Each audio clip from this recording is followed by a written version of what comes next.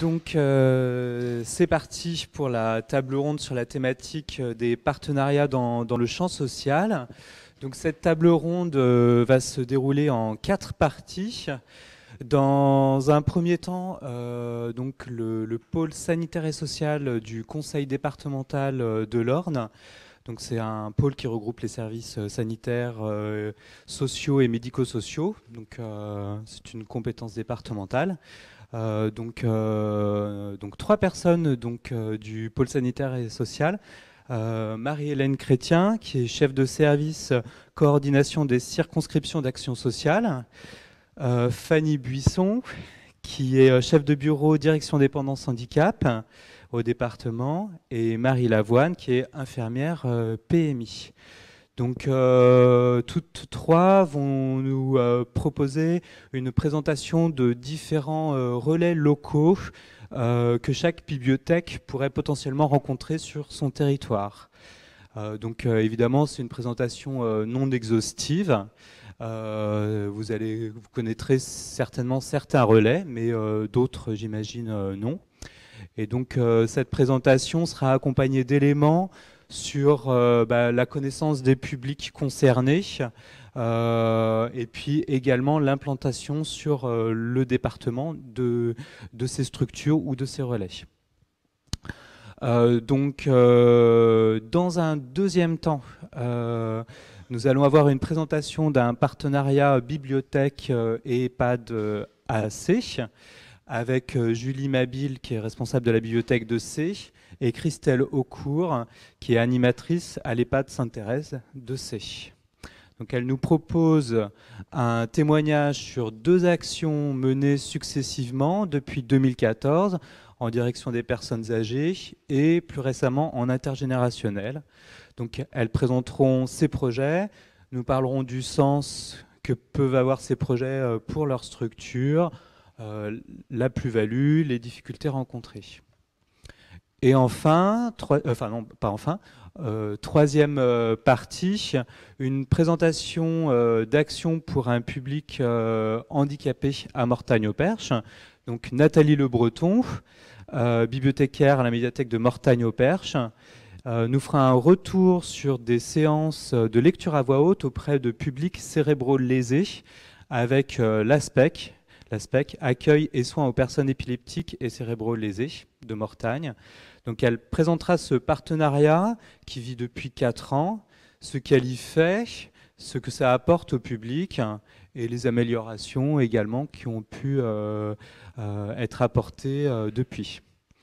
Et enfin, dans un dernier temps, donc on vous propose d'avoir un temps d'échange avec l'ensemble des intervenants, donc groupés tout à la fin. Donc n'hésitez pas à noter vos questions tout au long des présentations. Et après, donc à la fin, un micro circulera dans la salle.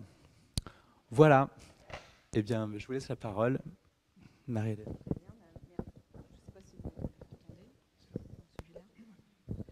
Donc, bonjour à tous, merci de nous accueillir parmi vous aujourd'hui. Donc, je vais commencer par une présentation des missions du pôle sanitaire social pour un petit peu vous exposer le champ d'intervention sur lequel nous travaillons. Donc, le conseil départemental est en fait le chef de file de l'action sociale sur le territoire. Il impulse, il pilote, il coordonne l'ensemble de l'action sociale. Mais bien évidemment, il ne le fait pas tout seul. Et pour nous, le partenariat est aussi une question particulièrement importante. Donc on peut dire que les interventions sociales contribuent à apporter des réponses adaptées à l'ensemble des Ornais, à tous les âges de la vie. Donc comme vous allez le voir dans les différentes missions que nous assurons, nous touchons l'ensemble de la population, de la maternité jusqu'à la fin de vie, à travers les grandes politiques d'action sociale. Donc, depuis la mise en place de la nouvelle assemblée départementale, il nous a été confié un certain nombre d'objectifs qui sont d'accompagner le jeune enfant et ses parents. Donc, Marie Lavoine va vous détailler tout à l'heure un petit peu plus précisément les missions autour de la protection maternelle et infantile. De prévenir et de protéger l'enfant et sa famille, c'est une des grandes missions du conseil départemental, donc les missions d'aide sociale à l'enfance. de favoriser l'autonomie et d'adapter la prise en charge des personnes âgées et des personnes handicapées. Donc Fanny Busson va vous exposer un petit peu plus précisément les relais sur lesquels nous nous appuyons. D'agir contre la précarité et l'exclusion, ça concerne toutes les personnes qui sont en difficulté au regard de l'insertion sociale et professionnelle. Donc de favoriser l'insertion de ces publics et d'engager des actions de prévention en matière de santé. Donc là, nous n'avons pas d'intervenants aujourd'hui, mais c'est un outil qui est très connu sur l'ensemble du département. Par exemple, c'est le Mamobile, hein, avec le dépistage du cancer du sein qui circule sur l'ensemble du territoire, entre autres, parce qu'il y en a plusieurs autres. Donc pour mener à bien toutes ces missions, le pôle sanitaire social, c'est un des plus gros pôles du conseil départemental, puisqu'on doit être à peu près 400 agents à peu près sur l'ensemble du département, dont une grosse partie est répartie sur l'ensemble du territoire, sur 4 circonscriptions d'action sociale. Donc je vais vous présenter la carte ici, voilà, très colorée. Les thèmes de couleur vous donnent le contour des 4 territoires sur lesquels nous intervenons. Donc la circonscription d'action sociale d'Alençon, la circonscription d'action sociale d'Argentan en bleu avec l'antenne de Vimoutier, la circonscription d'action sociale de Flers avec les antennes de La Ferté-Massé et de Domfront, et la circonscription d'action sociale de Mortagne-au-Perche, qui est celle qui est la plus vaste sur un plan géographique, avec les 2 antennes de l'Aigle et de Bélem. Donc sur l'ensemble de ces territoires, il y a à peu près, je n'ai pas le chiffre complètement exact, mais je pense 240 agents qui interviennent auprès de la population.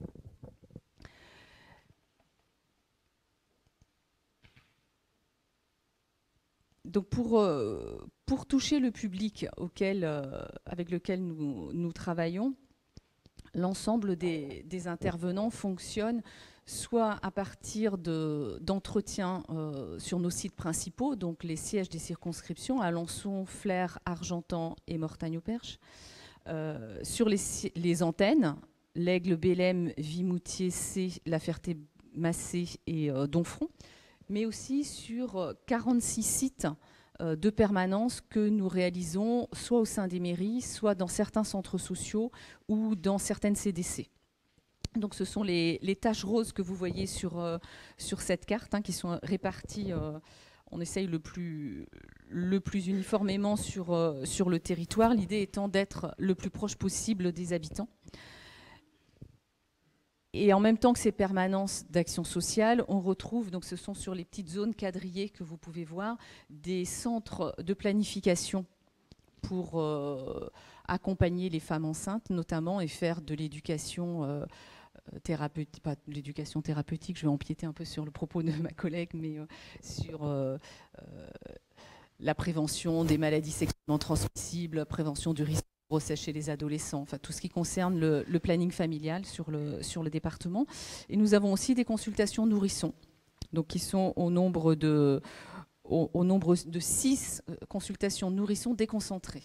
Ce sont les petites zones ici carrées, grillagées en bleu et rose.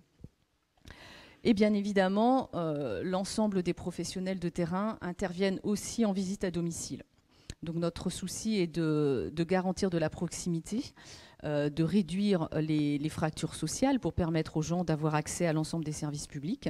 Et c'est un véritable enjeu aujourd'hui parce qu'on a une population caractérisée par sa grande dispersion sur l'ensemble du territoire. C'est-à-dire qu'il existe effectivement des grandes poches, des zones de pauvreté ou de précarité plus importantes sur les villes phares du département, Alençon, Flers, Argentan, l'Aigle et Mortagne, mais nous avons aussi de la grande précarité très disséminée en milieu rural et notamment dans les petits villages. Donc notre objectif est aussi d'aller à la rencontre de ces personnes.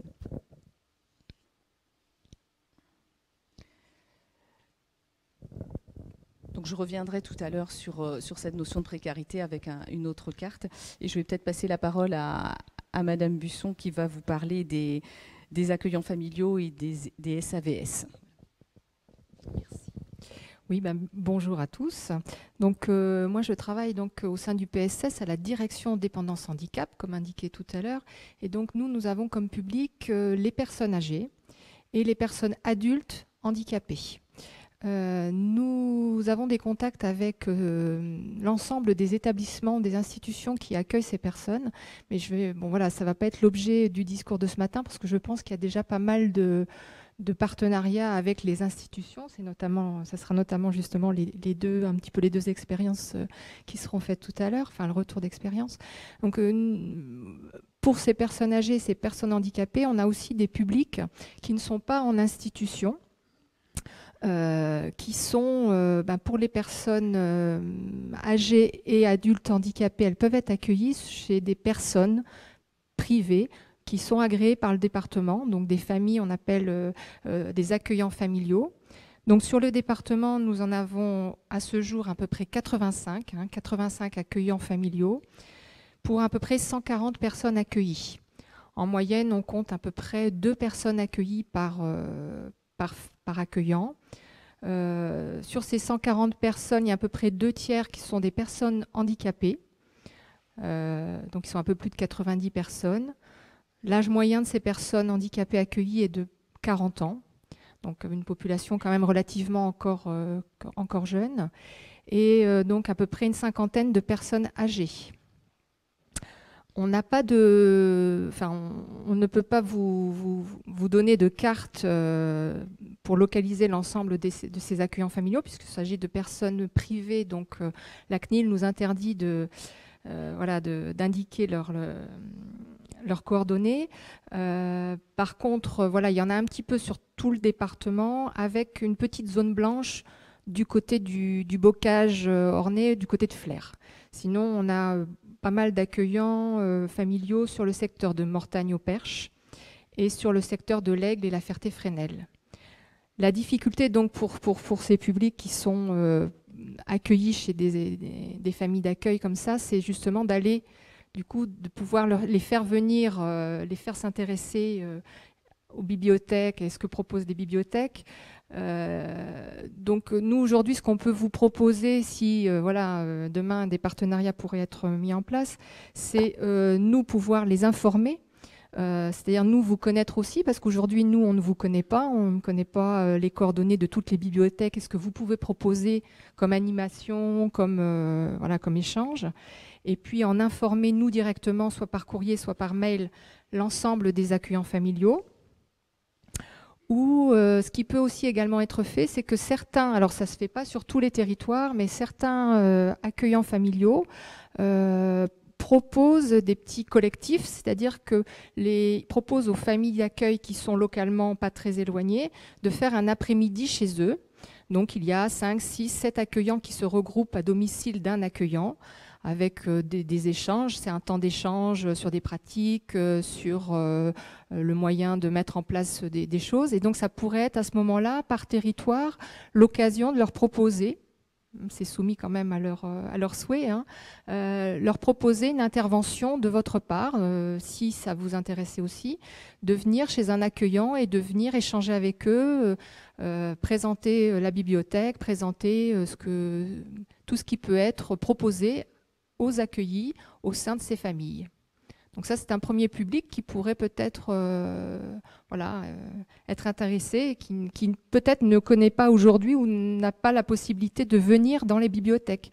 Tout à l'heure, on parlait de mobilité. C'est vrai que les personnes handicapées qui sont dans famille d'accueil n'ont pas forcément la mobilité. Les accueillants n'ont peut-être pas forcément non plus la possibilité de les amener à la bibliothèque, de passer du temps avec eux à la bibliothèque. Donc, il y a peut-être quelque chose là, effectivement, à mettre en place. Un deuxième public, ce sont là essentiellement des personnes handicapées qui sont relativement, on va dire, encore autonomes et qui sont simplement suivies par ce qu'on appelle le SAVS ou un SAMSA. Alors un SAVS, c'est un service d'accompagnement à la vie sociale. Un SAMSA, c'est un peu la même chose, sauf qu'il y a en plus un côté soins.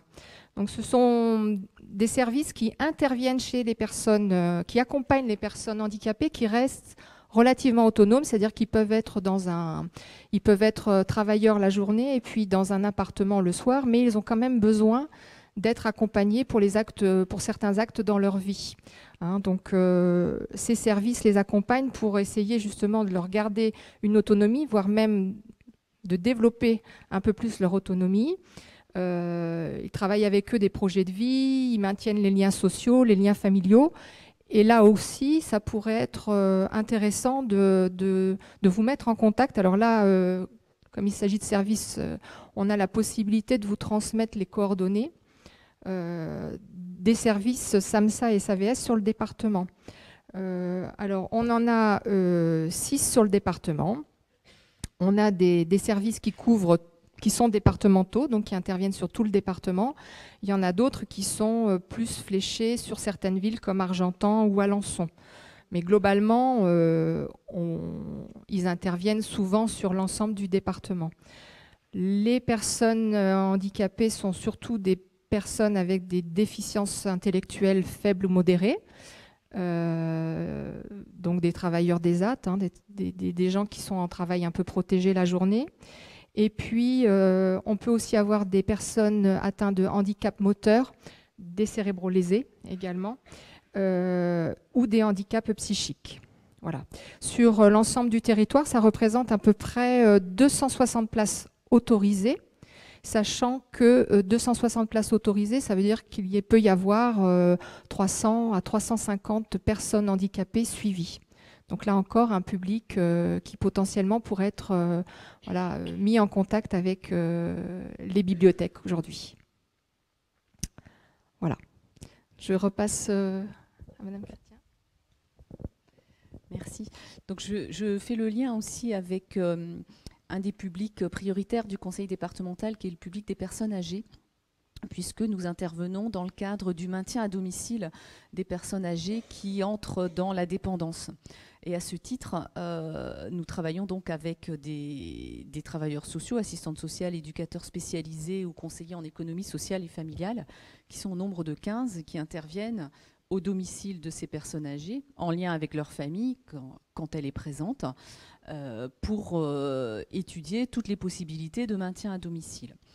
Et dans ces situations-là, nous travaillons aussi beaucoup avec ce que l'on appelle l'aidant, c'est-à-dire qui est souvent le conjoint, un enfant, qui est présent au quotidien auprès de la personne âgée qui devient dépendante et qui est aussi quelqu'un qu'il faut soutenir et accompagner, parce que c'est extrêmement difficile de vivre au quotidien avec une personne âgée qui va vers de la dépendance.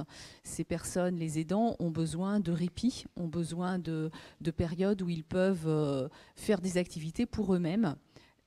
Et non plus consacrer l'essentiel de leur temps, c'est-à-dire 24 heures sur 24 et 365 jours par an, à la personne âgée qui devient dépendante. Donc il y a tout un dispositif qui existe pour prendre en charge la personne âgée dans des accueils de jour qui sont assez bien répartis sur le département. Mais on pense aussi à l'aidant qui peut avoir besoin de se ressourcer. Et avec les professionnels de terrain, on imaginait bien que c'était des personnes qui pouvaient fréquenter vos bibliothèques. Donc peut-être qu'on a matière à réfléchir ensemble sur la façon dont on peut soutenir ces personnes et puis les aider à passer ce cap un peu difficile de la vie.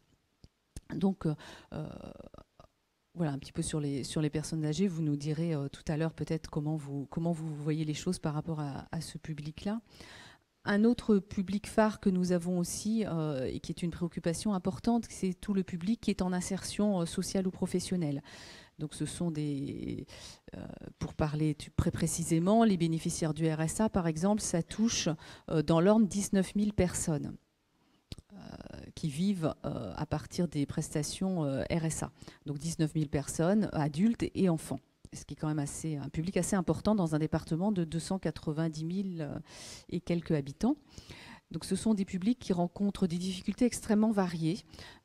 Parfois c'est simplement une perte d'emploi suite à la crise de 2008 de laquelle nous ne sommes toujours pas sortis, avec des gens qui ont commencé par perdre leur emploi, par perdre leurs indemnités Pôle emploi et qui se retrouvent bénéficiaires du RSA avec des difficultés d'ajustement de leur budget à leurs ressources et parfois des obligations de déménagement. Donc ça pose un certain nombre de problèmes. Ce sont des personnes qu'il faut accompagner pour traverser cette période difficile.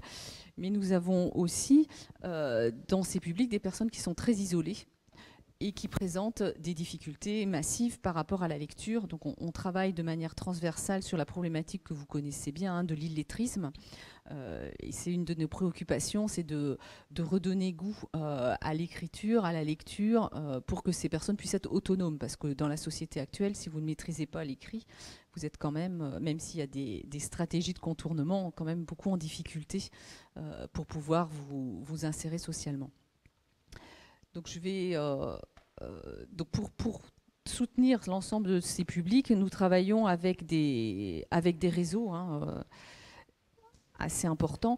Donc très rapidement sur cette carte, vous avez en zone foncée les zones sur lesquelles la proportion de personnes en difficulté est la plus importante. Donc on voit bien le secteur de Domfront, un petit peu le secteur de Tourouvre, le sud du Bocage.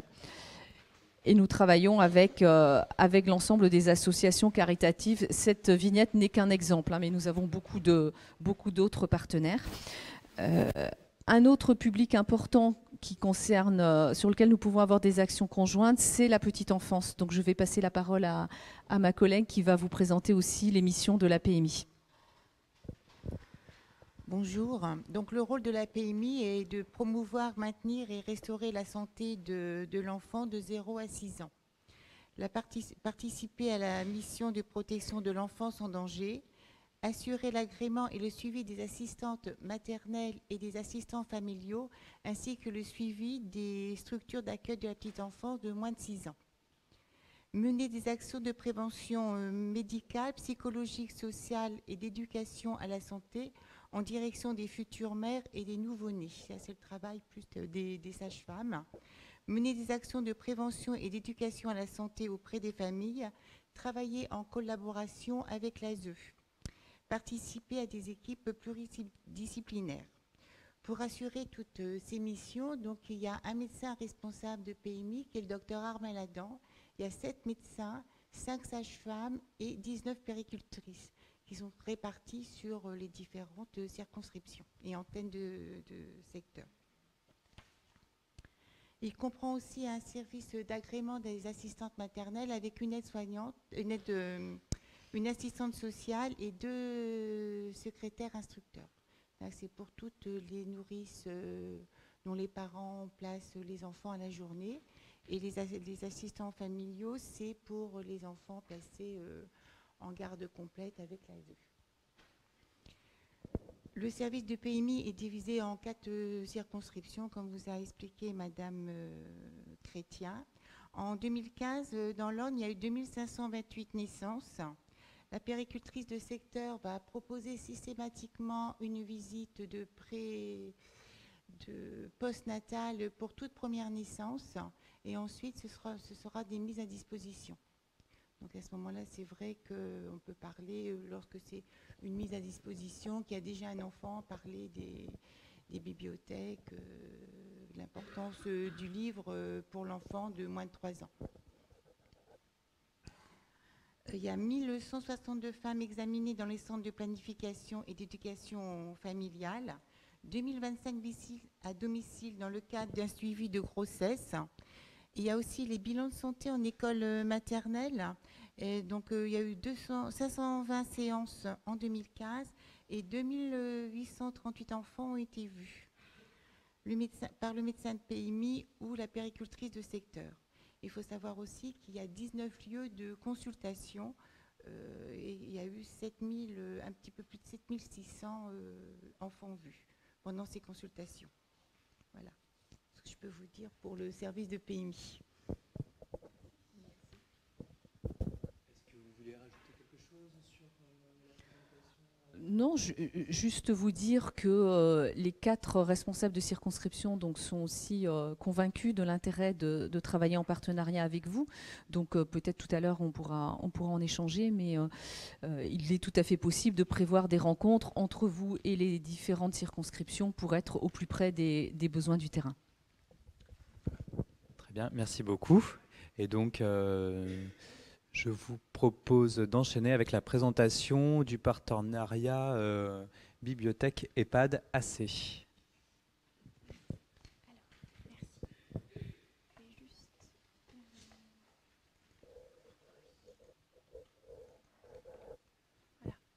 Bonjour à tous.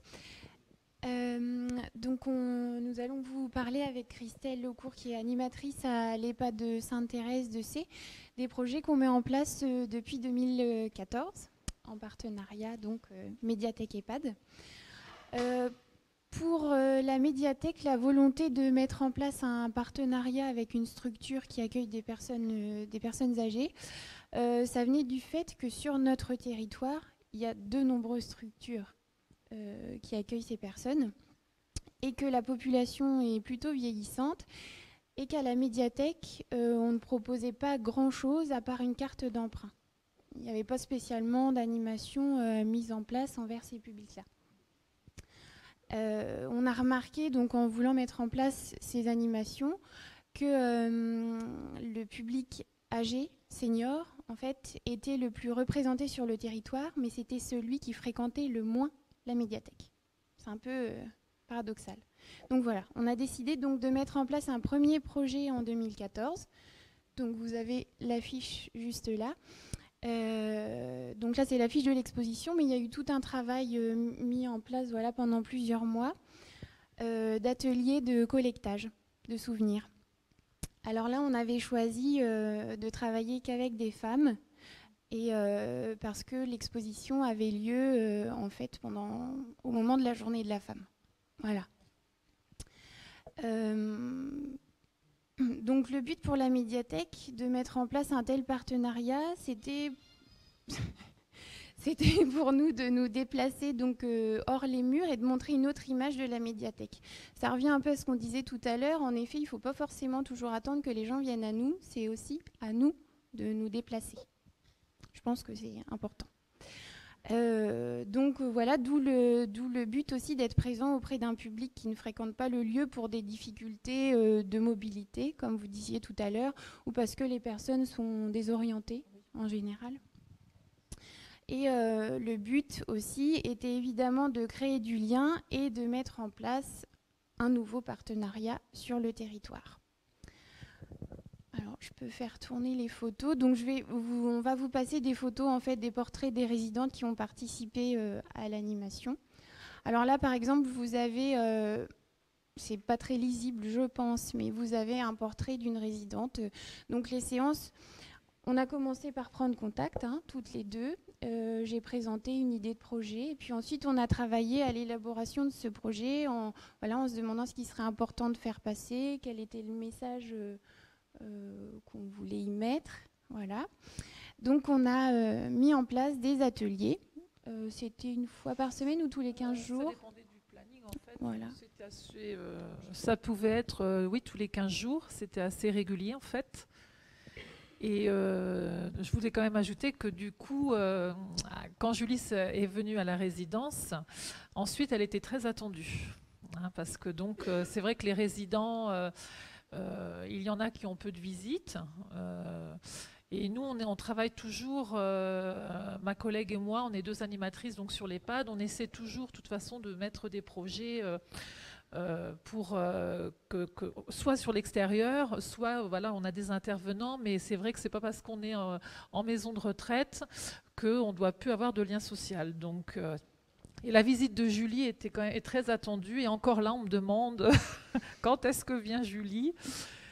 Donc beaucoup d'échanges. Donc ce portrait de femme, c'était leur vie en fait. Elles racontaient leur vie. Donc beaucoup de personnes du milieu rural.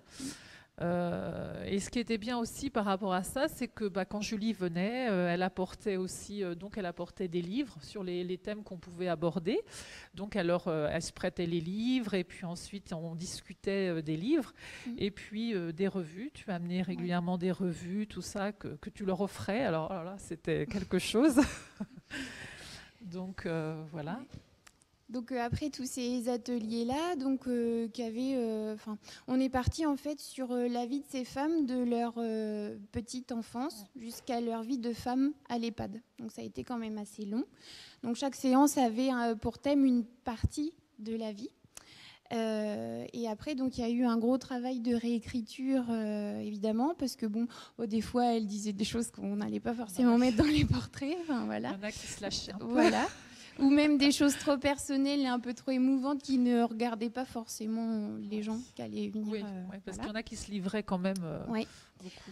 Ouais. Et donc, suite à ces ateliers-là, a été mise en place une exposition à la médiathèque. Donc là, vous voyez par exemple une photo du vernissage où on avait convié les familles des résidentes. La municipalité. Oui, la municipalité était présente aussi. Et donc, où il y a eu la lecture officielle des portraits à voix haute, voilà, où on voit très bien Simone qui acquiesce. Voilà. Et ensuite, l'exposition a été aussi présentée dans le hall de l'EHPAD. Voilà. Où toutes les familles ont pu la voir. Et c'est vrai qu'on a eu vraiment des retours très, très positifs. Parce que c'est vrai qu'en plus, il y avait des magnifiques photos. Julie avait pris des belles photos et c'est vrai que ça les mettait vraiment, ça les valorisait, quoi, vraiment. Et donc, elles sont en attente de ça. Hein. C'est pas parce qu'elles sont en structure maintenant que, voilà, elles veulent montrer qu'elles sont là, qu'elles existent encore et qu'on peut faire encore plein de choses. Et voilà, par leurs témoignages, donc voilà, c'était vraiment sympa. Ouais, c'était un beau projet. Bon moment d'échange, vraiment.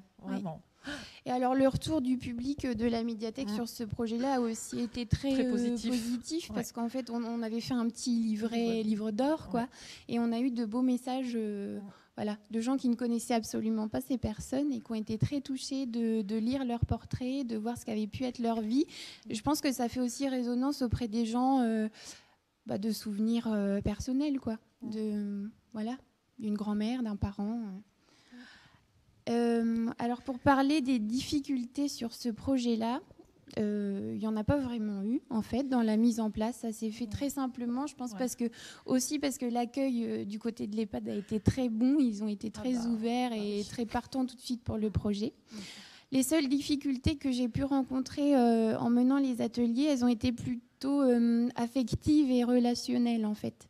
Parce qu'il n'a pas été facile au début d'obtenir la confiance de ces dames pour que la parole se libère. Elles étaient parfois réticentes, ou quand je rebondissais sur quelque chose, on me disait « Oh non, mais n'importe quoi ». Enfin, voilà. Mais ça a donné aussi des bons moments. Il y a vraiment eu aussi des choses personnelles de dites. Et petit à petit, c'était signe que la confiance, du coup, s'installait. Et je voudrais juste préciser que pour des ateliers comme ça, il est vraiment important d'être accompagné pendant les ateliers par un animateur. Donc Christelle a été là tout le temps et c'était très important parce qu'il y a quelquefois des réactions auxquelles on n'est pas préparé. Voilà. Il y a des émotions qui remontent, des souvenirs qui sont quand même des fois... Quand on parle des parents, de la guerre... il y avait des difficiles. Donc, faut... Et puis aussi des personnes qui sont un peu désorientées et quand on commence l'atelier, tout va bien et on sent qu'à un moment... Ça part un petit peu, donc le fil a été perdu. On essaie un petit peu de ramener, de cadrer un petit peu, mais ça c'est quand même bien. Ça c'est très bien fait, mais voilà, d'où l'importance d'être accompagné par quelqu'un qui les voit au quotidien et qui les connaît et qui connaît leurs réactions. Parce que c'est vrai que des fois, on est un peu déstabilisé. Hein. C'est beaucoup d'émotions d'un coup, donc à la fin des ateliers, c'était pas toujours facile quand il y avait eu un sujet un peu délicat ou trop personnel. Et donc, c'était bien d'être soutenu par l'animatrice, donc par Christelle. Et puis c'était toujours quand même très, très convivial autour d'un petit café, le petit goûter, voilà, c'était... Et puis fort du succès de ce premier projet, on a décidé d'en mettre un deuxième en place, qui est donc toujours en cours, sur le même principe de collectage de souvenirs. En fait, on est toujours resté sur ce principe-là. Alors, ce deuxième projet-là, il entre dans le cadre d'un projet de terrain qu'on mène avec la médiathèque départementale, qui a pour thématique, je vous le donne en mille, les souvenirs.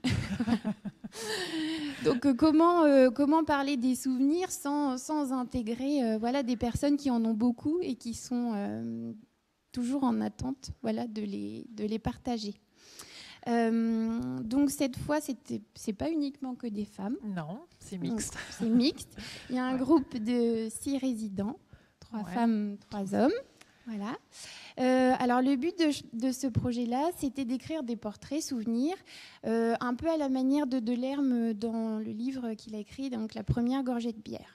Donc on a repris exactement les thématiques du livre, la cueillette des mûres, le Tour de France, ça a bien marché, le Tour de France, le premier vélo, enfin voilà. Les petits gâteaux du dimanche. Ça aussi, ça a marché. Voilà. Et donc, de leur poser des questions sur eux, quels souvenirs ils ont de ces moments-là très particuliers. Je dirais que ça a été peut-être un peu plus difficile que le premier, où là, en fait, on les laissait libres de parler de leur vie. Là, c'était quand même un peu plus cadré. Ciblé, ouais, il y avait des choses. Et parfois, moi, je pensais, par exemple, la cueillette des murs, que ça allait leur parler, et pas du tout. Donc, un peu la surprise. Voilà. C'était un petit peu les difficultés. Et le but de ce projet aussi, donc là, on a voulu lui donner un caractère intergénérationnel. Donc, en fait, là, les portraits sont terminés. Donc, les séances à l'EHPAD se sont terminées. 8 séances, oui. Voilà, il y a eu 8 séances. Et la suite du projet, c'est donc de faire adapter les portraits de ces résidents sous forme de court-métrage par des collégiens du club vidéo du collège de C, du collège Comté de C. Ouais. Donc gros travail. On n'a pas encore commencé, donc là je ne peux pas vous en parler. Mais voilà. Il y aura quand même une petite exposition des portraits à l'EHPAD parce que je pense que c'est toujours important de montrer le travail fait, et pour les familles et pour eux. Je pense qu'ils aiment bien se voir en photo. Oui. Voilà. C'est valorisant, oui. Ouais. Et donc c'était le but surtout d'être un projet intergénérationnel, toujours de créer du lien et de consolider le partenariat qui est bien en place depuis 2014. Donc là, les difficultés, elles sont moins présentes en fait parce qu'il y en a que je connais déjà, qui avaient déjà participé à l'atelier précédent, donc Françoise. Voilà. Évidemment, la seule difficulté, c'est toujours de faire face à certaines réactions ou émotions. Quand ils n'ont pas envie de parler, ils n'ont pas envie de parler, quoi. Voilà. Là, on voit Gérard, Jacqueline. Mais ça s'est terminé et mercredi, j'ai un résident qui est venu à l'endroit habituel avec son fauteuil. Il est arrivé, je lui ai dit « Mais vous faites quoi ?»« Mais je viens voir Julie. » Ah bah oui, mais Julie, non, c'est fini pour le moment. Hein. C'est vrai que c'est vraiment un moment fort. Alors, la petite difficulté personnelle, entre guillemets, que je pourrais vous dire, c'est que c'est un peu difficile de s'en décrocher. Voilà. Parce que quand on a passé du temps, qu'ils nous ont confié leur vie, ça fait quand même bizarre de ne plus y aller. Et voilà, quand on entend qu'ils nous réclament, on se dit je vais y aller. De faire la limite travail et émotion personnelle, affectif, c'est pas toujours facile. Mais bon. Entre deux, on est venu aussi à la médiathèque à Noël. On a fait des ateliers, on a fait des couronnes de Noël pour décorer la résidence. Voilà. Donc, là, le but, c'était plusieurs séances quand même. On est venu. Le but, c'était plutôt que les résidents viennent à la médiathèque. Et ça a été fait sur des heures d'ouverture au public. Et donc, on était dans une petite salle à part où il y a quand même des livres, des BD enfants. Et les enfants venaient nous voir et en fait ils étaient posaient très des questions et les résidents montraient leur couronne, tout ça. Donc c'était vraiment sympa l'échange entre les résidents et puis les enfants. Et le public. Alors là, sur la photo, je fais un petit arrêt sur la brioche et la confiture, donc 2 murs qui allaient avec la thématique cueillette des mûres du livre de Delerme. Parce que j'ai essayé à chaque fois, quand le thème le permettait, d'apporter un petit plus, que ce soit du partage oral, mais aussi qu'on ait quelque chose à partager. Donc là, de la brioche, des gâteaux, des pommes. Il y a eu une séance sur les pommes. Voilà. Donc, on voit que Simone aime la brioche. Et voilà, pour ces projets-là. Voilà. Est-ce que vous avez... C'est bon. C'est bon. C'est bon. Eh ben, merci Julie et Christelle. Et donc,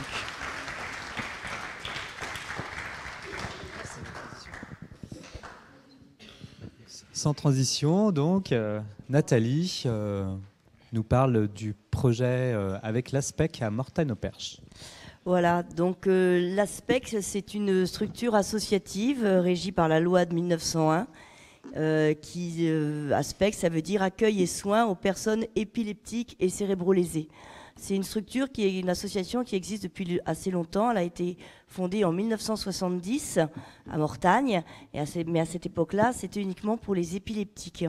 Et puis en 2010, s'est ouvert un foyer d'accueil médicalisé, justement pour les personnes cérébro-lésées, c'est-à-dire des personnes qui ont subi un traumatisme crânien, un AVC, une maladie, qui les a laissés très souvent vraiment profondément handicapés. Ces personnes présentent de très graves troubles neuropsychologiques, de langage, de compréhension, de mémoire, mais également des troubles moteurs et psychomoteurs et des troubles comportementaux. Et donc le but de l'ASPEC, l'objectif, c'est de mettre un ensemble de moyens. Là, je vous dis quelque chose de très technique, hein, mais parce que je me dis qu'il faut que ça fasse un peu sérieux quand même. Mettre un ensemble de moyens à la disposition des personnes accueillies afin qu'elles puissent, en fonction de leur potentiel, accéder à la meilleure autonomie possible. Donc cette association ASPEC, elle est vraiment bien ancrée, bien implantée à Mortagne, sur plusieurs sites, chaque site accueillant des personnes différentes, enfin, suivant les âges ou les pathologies. Moi, j'interviens donc au site de la Colline. C'est un endroit tout neuf, c'est un bâtiment tout neuf, ça a été ouvert en 2009. Donc des locaux quand même assez accueillants, enfin c'est, voilà, c'est, à mon avis, pour eux c'est peut-être plus agréable, enfin ils sont bien installés, on va dire, voilà, ils sont bien installés. Je suis installée à la Colline. À la Colline, j'interviens auprès des cérébro-lésés. C'est un partenariat qui a été créé en 2012 et moi j'y vais donc pour faire de la lecture à voix haute. Alors comment tout ça s'est passé ? À l'hiver 2012, Madame Mailloux, qui était une personne bien connue à Mortagne, parce elle avait été libraire pendant très très nombreuses années, venait juste d'être à la retraite, et elle était membre du conseil d'administration de l'ASPEC, puisque je vous ai dit, c'est une association. Et donc, elle vient nous voir à la médiathèque en disant, ce serait pas mal si, est-ce que vous pensez que la médiathèque, enfin, à cette époque, c'était pas la médiathèque de Mortagne, c'était encore la bibliothèque. Est-ce que vous pensez que la bibliothèque, vous pouvez faire quelque chose pour eux, etc. Donc, on a pris contact, une réunion a été organisée avec la directrice de la structure, avec l'assistante sociale, chargée des animations et tout. Et le projet a été mis en place, donc avec des questions très, très techniques, très basiques, très pratiques, de fréquence, de durée, et surtout pour qui. Et c'est vrai que moi, je me suis retrouvée avec, ce jour-là, avec la directrice et avec l'assistante sociale, qui disait, ah oui, Madame Untel, ça pourrait bien lui plaire, ah oui, mais je pense que monsieur aussi, et nana, etc. Et c'est eux qui ont choisi, entre guillemets, les résidents qui ensuite participeraient, viendraient écouter ma lecture. Parce qu'il a fallu effectivement aussi définir le contenu. Et moi, je leur ai proposé ce que j'avais dans ma besace, c'est-à-dire de la lecture à voix haute. Bon. Et elles ont eu l'air tout à fait... vraiment, ça leur a vraiment plu tout de suite, cette proposition, parce qu'elles ont dit c'est vraiment des résidents qui ne peuvent plus lire maintenant, mais là-dedans, il y en a qui étaient des très grands lecteurs, et ça pourrait leur faire plaisir. Donc, elles ont choisi un petit peu, entre guillemets, le public, hein, les résidents qui pourraient participer. Et puis, à moi de créer mon contenu. Au début, je ne savais pas trop ce que j'allais faire. L'idée, c'était de se lancer, puis de voir, et puis d'adapter. Hein. Après tout, c'est exactement ce que j'ai fait. Donc, ma première séance, elle a eu lieu le 5 juin 2012. Je me suis dit, bon, je me suis pas mal inspirée. J'avais participé au groupe des bibliophones pendant 2 ans. Et donc, je me suis pas mal inspirée de ce qu'on faisait quand on lisait en séance de lecture des bibliophones. C'est-à-dire que j'ai pris des textes de différentes longueurs, des textes pour adultes, des textes pour enfants, de la prose, de la poésie, des extraits de documentaires, des extraits de romans, de fiction, etc. Un peu de tout.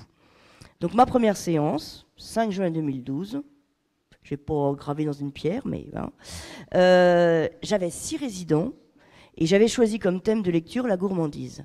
C'était pas malin du tout, parce qu'il y en a plein qui ne peuvent plus manger eux-mêmes, ils ne sont pas autonomes. Soit ils sont nourris par sonde, le pire c'est qu'il y en a qui sont nourris par sonde, et sinon il y en a, comme ils ne peuvent pas vraiment bien mâcher, etc., c'est que de la soupe ou de la bouillie. Alors allez leur parler des crêpes, machin. Écoutez, c'est pas grave, ça a eu l'air quand même d'accrocher. Parce que l'objectif qui avait été fixé au cours de la réunion de préparation, au moment où on a établi ce partenariat, l'objectif, alors évidemment, c'était d'offrir une animation à ces gens qui sont enfermés dans leur structure. Enfin, bon, de temps en temps, ils en sortent un peu, mais c'est compliqué, je y reviendrai un peu après. Leur offrir une animation, une distraction, une rencontre avec un intervenant extérieur. Parce que le personnel est tout à fait conscient que ces cérébrolésés, ces gens, c'est pas des handicapés de naissance, ils ont eu une vie avant. Hein. Ils ont beaucoup lu, il y en a qui ont beaucoup lu, qui aimaient lire, etc. Et il y en a qui se sont dit, dans le personnel, il y en a qui sont venus me voir en me disant, bah, c'est bien parce que nous, on a essayé de leur lire des trucs, mais ça n'a pas l'air de trop accrocher, on n'y arrive pas trop, je sais pas. Et, bon. Et en fait, moi, je pense que c'est parce que pour ces personnes handicapées, le personnel qui est là pour les soigner, s'en occuper, etc., il n'est pas là pour leur faire la lecture. Il n'est pas perçu comme étant là pour ça. Alors que moi, je viens spécifiquement pour ça. Voilà. Donc moi, je suis Nathalie de la médiathèque, de la bibliothèque. Je viens avec mes livres et tout. Et c'est pareil, comme pour les gens de l'EHPAD, ils m'attendent, voilà. L'objectif également, c'était de faire travailler leur mémoire, leur écoute, leur mémoire, et faire un lien avec leur vie d'avant, même si, comme pour les résidents de l'EHPAD, ça, quelquefois, ça provoque beaucoup d'émotions, et quelquefois, on est dans des situations un peu difficiles. Donc, il a été décidé que j'irai lire une fois par mois. En général, il est prévu que ma séance de lecture dure 1 heure. En fait, je reste toujours beaucoup plus longtemps parce que après, je vais les voir. Dans quelquefois ils viennent, il faut que j'aille les voir dans leur chambre. Je les aide, je les raccompagne, enfin des choses comme ça. Et j'établis mon programme suivant un thème. Alors, il y a des thèmes qui ne sont pas très difficiles. Vous n'allez pas me croire, mais en décembre, on me demande Noël, quand même. Ce qui est d'ailleurs un thème très difficile, parce que Noël, vous avez soit des trucs avec le Père Noël, le petit lapin, machin, super cucu. Et ces gens-là, c'est pas du tout ce que j'ai envie de leur lire, ni ce qu'ils attendent. Soit c'est des trucs un peu dramatiques, de gens isolés à Noël et tout. Et pour eux, ben voilà, quoi, c'est leur situation. Donc c'est pas quelque chose qui marche très bien, c'est le printemps des poètes au mois de mars. Ça, ils aiment beaucoup la poésie. J'ai mis en place une petite animation, je prépare des poèmes, plein de sortes de poèmes, je les imprime sur des papiers de couleur, je les plie et tout, et chaque jour ils choisissent leur... Oui, il a des faiblesses, hein. Ah oui, j'ai remarqué. Hein.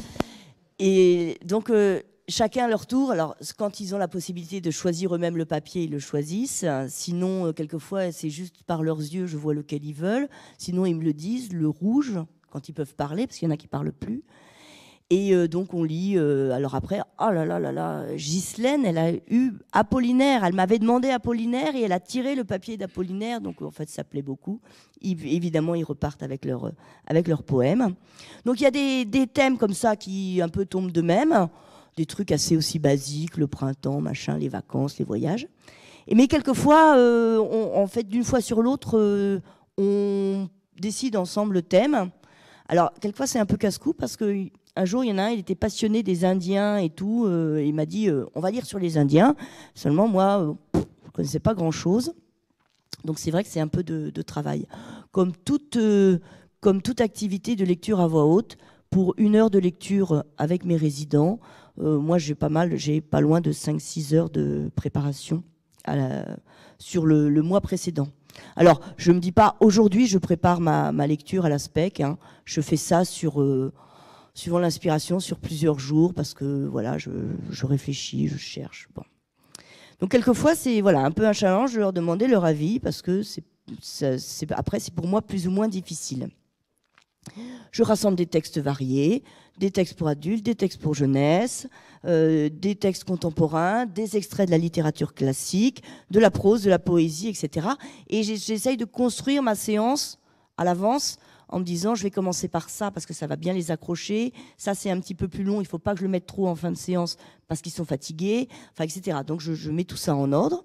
Et puis, je dois dire qu'au printemps dernier, j'ai suivi à la MDO la formation sur l'accueil et les animations pour le public en situation de handicap. Et on m'a suggéré d'intercaler de la musique.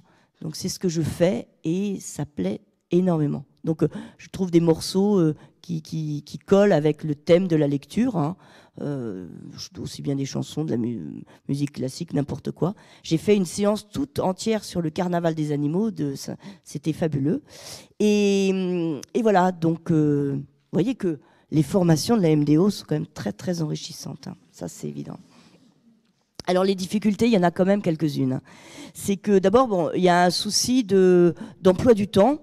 Quelquefois, donc j'interviens toujours à 11h du matin parce que de l'ensemble, comment dirais-je, les encadrants de la structure, tout le monde m'a dit bah, c'est un bon horaire, les toilettes sont finies, etc. L'après-midi, quelquefois ils ont d'autres activités, bon bref. N'empêche qu'à 11h, bah, quelquefois, y en a qui sont pas prêts. Ah bah c'était pas prévu, mais il y a le kiné. Ce qui fait que j'ai pas toujours les mêmes, ce qui après tout n'est pas plus mal. Mais il y a vraiment un petit noyau, j'ai envie de dire, de mordus. Vraiment un petit noyau où je sens vraiment que pour eux, c'est important que je vienne les voir, que je vienne leur lire des choses, qui m'attendent, etc. Et quelquefois, quand l'emploi du temps, parce que ce jour-là, il y a le technicien qui vient régler leur fauteuil ou je sais pas quoi, enfin c'est arrivé, hein, c'est pour ça que je prends cet exemple, on leur supprime la séance de lecture. C'est même pas que je suis triste pour eux, mais vous voyez, un jour, il y avait une dame qui vraiment vient beaucoup et qui écoute beaucoup. Et elle n'a pas pu venir. Je suis allée voir, comme je voyais qu'elle ne venait pas, je fais la lecture dans le salon des familles. Elle ne venait pas, donc je suis allée aux alentours de sa chambre. Je suis tombée sur une aide-soignante qui m'a dit « Ah ben non, zut, elle n'est pas prête aujourd'hui, on a pris du retard, etc. » Ah, c'était la lecture. Oh ben on ne lui dira pas que vous êtes venu parce que sinon elle va vraiment être trop triste. Et vraiment, donc, quelquefois, ces problèmes d'emploi du temps, pour eux, et puis quelquefois, je perds un peu du temps à courir après tous mes résidents, mais je finis par les rassembler. Ensuite, un autre problème, je le disais tout à l'heure, normalement, dans le projet initial, il avait été un peu prévu que, effectivement, je vienne à la colline, et à ce moment-là, on était encore à la bibliothèque de Mortagne, donc il était hors de question de les faire venir parce que chez nous, c'était pas du tout adapté à l'accueil des personnes en situation de handicap. Mais on avait dit, on va déménager, on va avoir une belle médiathèque, accueil aux personnes handicapées, tout ça, accessibilité. On sera tout bien aux normes, tout bien comme il faut. Et on nous avait dit, bah oui, ce serait bien. De temps en temps, ce seront les résidents qui viendront chez vous. Et en fait, ça s'est fait 1 ou 2 fois. C'est tellement compliqué pour le transport, ils peuvent venir que 3 ou 4 à la fois. Et ça, c'est vraiment dommage. Parce que les peu de fois où ils sont venus, c'était différent, ils faisaient autre chose et tout. Donc, pour l'instant, c'est arrêté. Peut-être que ça reviendra. Pour l'instant, c'est arrêté. J'ai eu quand même dans cette expérience, ce projet, j'ai eu un échec. C'était parce qu'au départ, je devais donc lire pour les cérébrolésés. Et il y a aussi dans ces structures des jeunes atteints d'épilepsie, mais vraiment à un degré très très élevé. Et on m'avait demandé d'essayer de proposer des lectures de Kamishibai pour ces grands ados, jeunes adultes. Et ça n'a pas marché du tout. Enfin, moi, je l'ai fait 2 fois et je me suis aperçue que j'arrivais pas du tout à les capter, que ça marchait pas. Donc, j'ai préféré, en accord évidemment avec la structure, arrêter. Petite difficulté, c'est un peu comme pour l'EHPAD, hein, les problèmes d'émotivité. Il faut faire attention quelquefois dans le choix des textes. Quelquefois, je fais un peu des bugs parce que je m'aperçois que vraiment je déclenche des choses. Et mon but, même si effectivement le but c'est aussi de faire un lien avec leur vie d'avant, mon but c'est quand même pas de les rendre malheureux. J'avais lu un jour, je sais plus exactement ce que c'était comme texte, mais il y avait une histoire d'amour qui était assez touchante. Et j'ai vu qu'à la fin, il y a une des jeunes femmes qui est là tout le temps, elle a une trentaine d'années. Pareil, la moyenne d'âge des gens pour qui je lis, ils ont 40 ans. Et ils sont parfaitement conscients qu'ils ont eu une vie avant et que là, ils sont là et qu'ils y sont jusqu'à la fin de leur jour. Et c'est souvent dur pour eux. Et donc, cette jeune femme, je sentais qu'elle était un peu chose. Et finalement, j'ai réussi à comprendre. Elle a réussi, parce qu'il y en a beaucoup qui parlent assez difficilement, elle a réussi à me dire qu'elle aussi, un jour, elle aimerait bien avoir un amoureux. Et vraiment, donc il faut être prudent dans ce qu'on choisit de lire. Et enfin, une difficulté, enfin là, c'est pareil, je me dirais plutôt que c'est aussi un peu un échec, mais c'est moins de ma faute. Enfin, c'est pas de ma faute, c'est que au début, et c'était un peu prévu comme ça, à la fin de la séance, il y avait des résidents qui me demandaient de garder un livre ou deux dont j'avais lu des extraits. Et il y a eu des difficultés quelquefois pour récupérer les ouvrages, parce qu'ils ne savent plus où ils les ont mis, ils oublient, ils m'assurent qu'ils les ont rendus, et finalement c'est l'aide-soignante qui le retrouve dans un endroit impossible, etc. Et donc c'est le personnel qui est venu me voir, qui m'a demandé explicitement de ne plus leur laisser les livres, parce que c'était trop compliqué pour les récupérer. Donc je le comprends très bien, hein, parce que le personnel a un travail difficile déjà, mais je trouve ça vraiment très très dommage. Et j'ai été vendredi dernier, j'ai lu des extraits du livre de la jungle, parce que le thème c'était l'Inde, et vraiment il y a une dame qui voulait que je lui laisse le livre, j'ai fait un mensonge en lui disant que j'en avais besoin pour une autre animation et tout. J'étais désolée, vraiment désolée. Malgré toutes ces difficultés, je peux vous dire que c'est une animation que je n'arrêterai pour rien au monde. Si ma hiérarchie me fait des ennuis là-dessus, je ne sais pas ce que je fais, mais ça se passera très mal. Parce que c'est quelque chose de très, très gratifiant et de très enrichissant. Alors, d'abord, effectivement, moi j'ai eu les retours des encadrants de la SPEC. Il y a à peu près un an. Un jour, je ne sais plus s'ils envoient un mail, ils téléphonent, d'ailleurs pas à moi, mais à la bibliothécaire, à Madame Guimont, en disant voilà, on viendrait bien faire un petit point sur notre partenariat. Je me suis dit, ils veulent peut-être changer des choses, j'ai peut-être pas bien, il y a des choses que je n'ai peut-être pas menées comme il fallait. Et en fait, pas du tout. Ils voulaient surtout que ça continue. Et ils voulaient avoir plutôt mon retour, mon ressenti, et surtout savoir si j'étais d'accord pour continuer. Je leur ai dit que comme je m'étais pas manifestée, oui, il y avait pas de problème, et parce que eux, ils pensent vraiment que ça apporte vraiment beaucoup de choses aux résidents. Alors Nathalie, oui. Peut-être qu'on va passer du coup au temps de questions, si tu veux bien. En tout cas, c'est bon, tu as fait le tour de ce que tu voulais. Je peux encore parler une demi-heure si tu veux, mais comme tu veux que je m'arrête, je m'arrête. Donc, merci pour ces présentations et ces expériences. Et donc, la parole est à vous si vous avez des questions.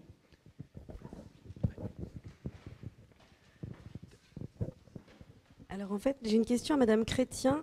Quand on voit qu'une personne est en difficulté, en fait, à qui la signale-t-on? Parce que j'ai un exemple concret d'une dame qui a des soucis d'hygiène et qui fréquente quotidiennement la médiathèque. Moi, je me suis pas... c'est difficile d'aborder cette question avec des personnes comme ça. J'ai essayé d'aller en discuter avec des assistantes sociales qui m'ont un peu ri au nez. Après, comme c'est une dame qui, je pense, est en insertion, je me suis renseignée au niveau du département pour voir si ça pouvait pas être marqué éventuellement dans un contrat RSA. Et à qui signale-t-on, en fait, ces problèmes-là? Parce que moi, j'ai pas trouvé de réponse.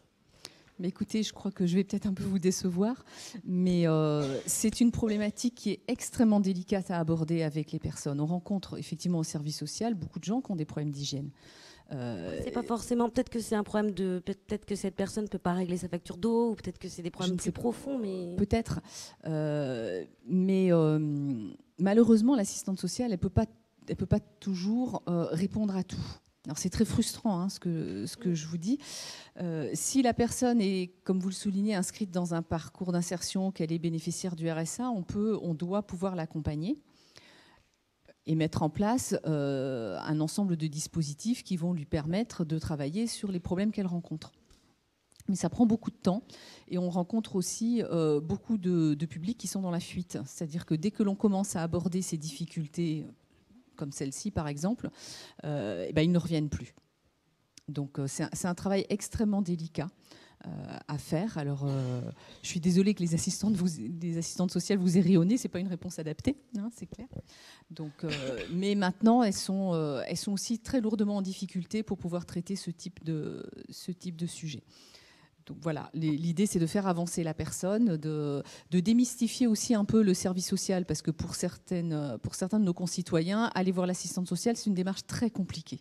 Ça peut être très stigmatisant.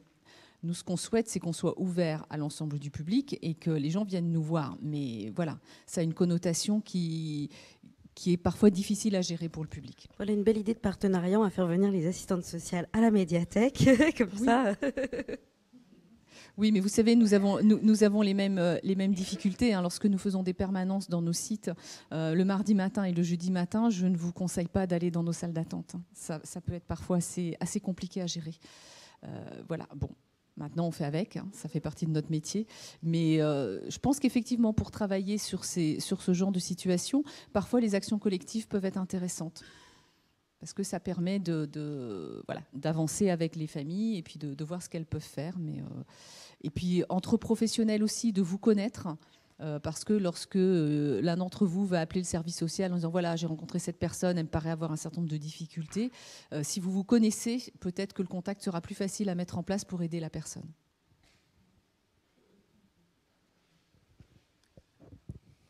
Peut-être une autre question dans la salle ?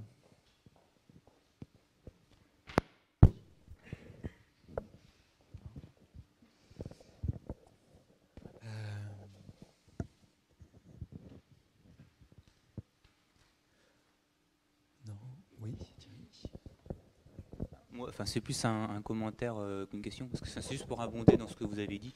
Donc par rapport au partenariat avec l'EHPAD, c'est vrai qu'effectivement, on l'a fait aussi, ça travaille sur les ateliers avec des résidents. Sauf que là, par contre, c'était la neuropsychologue qui avait géré les ateliers, donc il n'y avait pas ce problème effectivement de créer la confiance.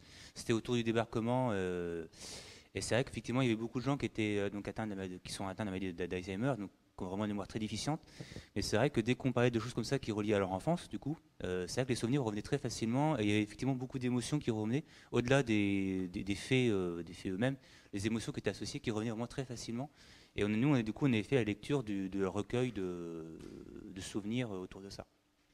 Et c'est vrai que c'était vraiment un moment très chaleureux et qui a marqué les esprits pour tout le monde, je veux dire, même pour notre côté, et pour les bénévoles, c'était vraiment quelque chose de très bien. Et par rapport au public déficient, qu'on a des problèmes au niveau des déficiences mentales, c'est vrai que nous, on a le problème aussi. On a voulu faire un partenariat avec la MAS, on en a un d'ailleurs, donc la maison d'accueil spécialisée. Et c'est vrai qu'on a voulu aussi faire des lectures de Kamishibai, des choses comme ça. Et c'est vrai que ça a complètement, c'est un échec total. Donc c'est vrai que du coup, on est plus parti sur la musique après, et ça fonctionne un peu mieux. Mais c'est vrai que c'est très compliqué de travailler avec des structures, avec des gens qui sont déficients mentalement. C'est vraiment très difficile. Donc voilà.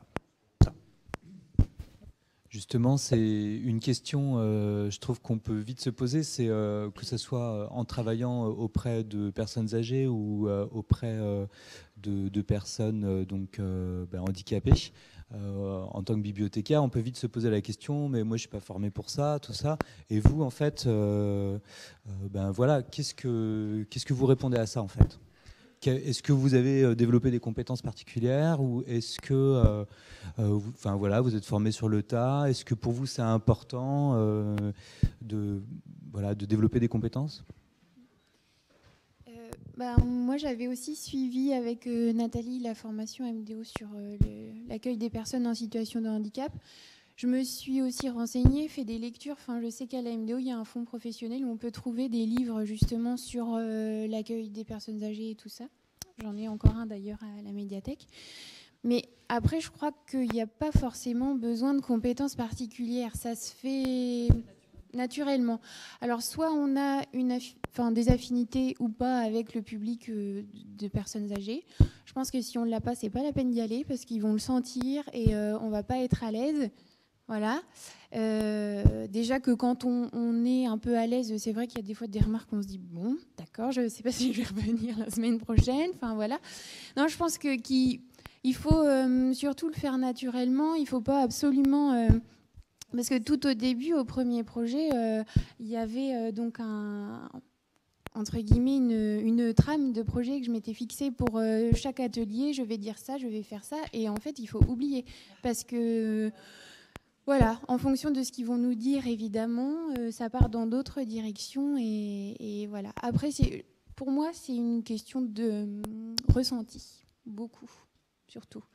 Et voilà, être à l'écoute, être accompagné, comme je le disais tout à l'heure, de l'animatrice, la Christelle en l'occurrence, c'était quand même hyper important parce qu'il y a des petits moments de solitude où on se dit, bon, ben là, qu'est-ce que je rebondis sur quoi. Enfin, c'est pas toujours évident. Je ne sais pas si Nathalie, tu veux dire quelque chose.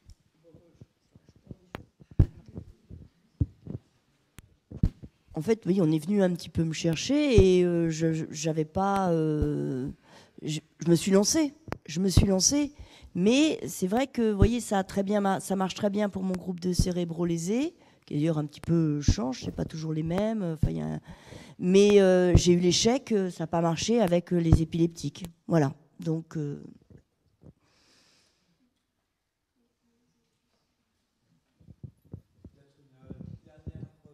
Oui.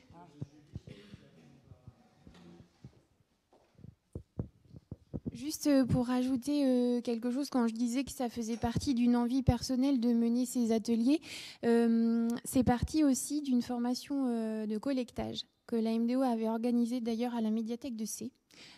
Christian, je te vois, tu avais participé. Et pour moi, ça a été le point de départ d'une réflexion en se disant il faut mener quelque chose envers le public senior. Ils ont plein de choses à raconter. Là, en fait, pendant cette formation, on nous avait demandé de trouver des gens dans la ville qui seraient prêts à témoigner sur plein de sujets différents. Et ça avait plutôt bien marché.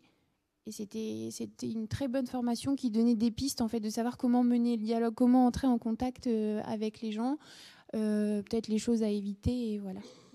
Peut-être à refaire. Donc par l'association Lalour. Donc nous sommes pris un petit peu par le temps. Donc nous sommes attendus pour manger, mais avant, donc nous allons laisser donc la parole à nos experts internationaux.